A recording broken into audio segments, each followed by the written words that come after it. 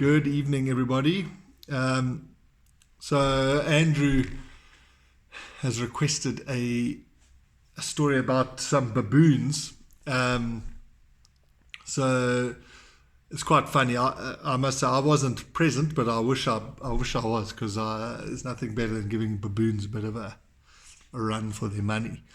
So at this particular place, these baboons were getting quite cheeky. And by cheeky, I mean they were sort of coming, into the buildings and starting to steal food and just becoming a bit of a nuisance. And so what these guys did, they, like a brown bag that like bread would come in. They had a whole bunch of these bags, and they had managed to catch a spotted bush snake. And what they did was, because they knew the baboons would come every day and would be on the lawn and would just start getting more and more cheeky. And so they took these brown bags and they put bread inside them. And then what they would do is they would toss the bag out. And, the baboons would come and would sort of pick up the bag and put their hand in and get so sort of happy. And as they started throwing out more and more bags, more and more baboons got attracted. And eventually there must have been, 10 baboons on the lawn, all just happily eating their bread, but they didn't want to share their bread with other baboons. And eventually what happened was, one of the big male baboons, he had obviously been watching, and he's thought, I want to get in on some of that bread action.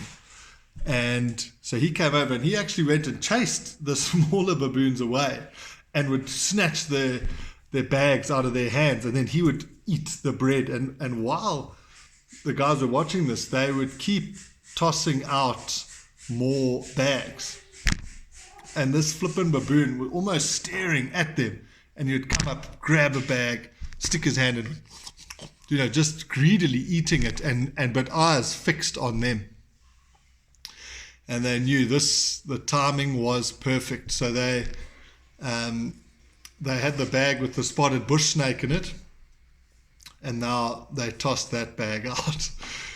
And the baboon came over, confident, like I say, just staring straight at them. He put his hand in the bag, picked up the bag, put his hand in, pulled it out, and obviously there's no bread, but there's a snake, and the baboon just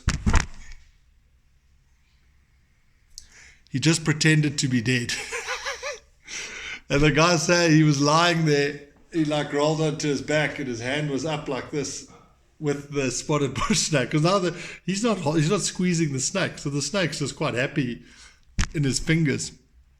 And I don't know, after a couple seconds the snake slithered off his hand and went off, but the whole time the baboon was lying on his back, keeping an eye on his hand.